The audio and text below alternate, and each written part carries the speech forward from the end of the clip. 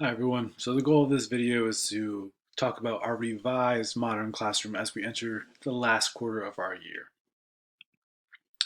So as usual, before we start, find a good spot in the classroom so you can focus on the video. Make sure you have a copy of the guide notes, and the use of headphones is suggested.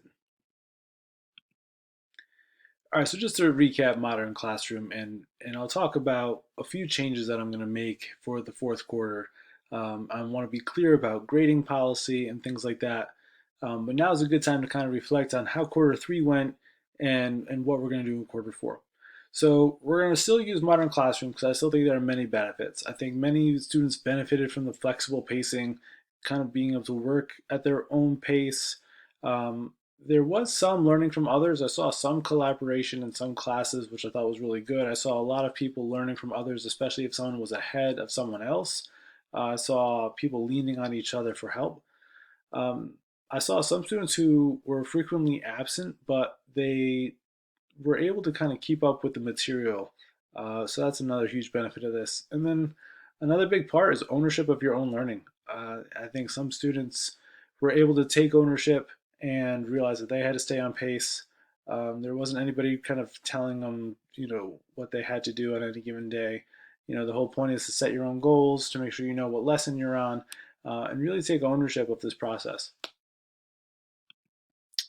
So one thing I want to be clear about is the general structure of a lesson. So one thing that will be consistent is usually the first assignment for every lesson will be a video with guided notes. All right. Once you're done with that assignment, there'll be some practice problems or some kind of worksheet for you to think about and apply some of the content that you saw in the guided notes. And then there might be some other assignments, but the last thing that you want to do for every lesson is an exit ticket. Many people ask me about exit tickets and where they could take them, when they could do them. So guided notes, practice problems, and other assignments, they can be done anywhere. They could be done at home. If you miss something, wherever you are, you can do those assignments. Exit tickets have to be done in class at the exit ticket station.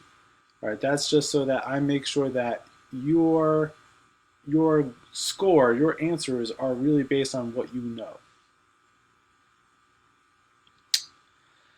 One thing that will still be true are the type of assignments that we have. So there will be must do, should do, and aspire to do. Must do's, you must do them before you take the exit ticket. Some of those assignments are designed so that you have a basic understanding of the concepts. Should do means that you should do them so that you truly master the content. And there might be a question on the test or a question on the exit ticket that is related to a should do assignment, so you should do it.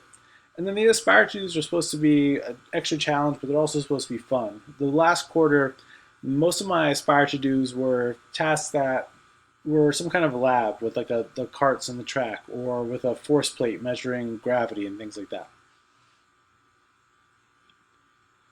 Grading. So we will use mastery-based grading. This is something that we did last quarter as well, but I want to be very clear about it. So mastery-based grading means you're graded based on your knowledge and skills that you have mastered. Now, there's a lot of knowledge that I want you to gain. There's some things I want you to understand about physics, but there's also some skills I want you to learn, whether it's math skills or collaboration skills or something like that. Skills that you can take and use not just in a physics class, but in any science class and in any job that you have. So you're not graded on task completion or participation or effort or things like that. Some of those are necessary to be successful, but they're not calculated in your grade.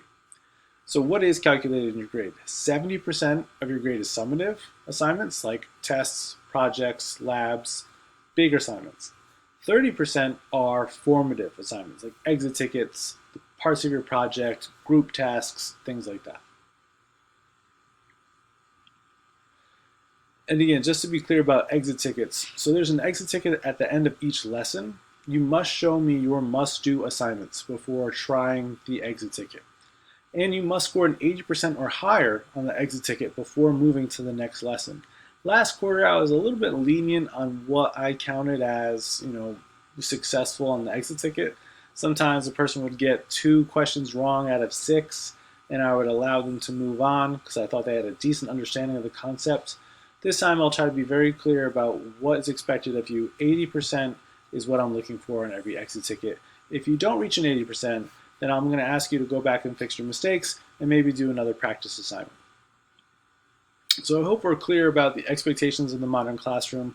The lessons are still going to be very similar with guided notes and videos and practice problems. And I want to be clear about how you're going to be graded. And one thing that you'll see very soon in class, or maybe you've already seen by the time you've watched this video, is that a big part of your grade for the last quarter is this project that we're going to do related to energy. So not only will we have these lessons with key concepts about energy, but you'll also be applying those concepts to a project that we will have some time in class to work on. So that's it for now.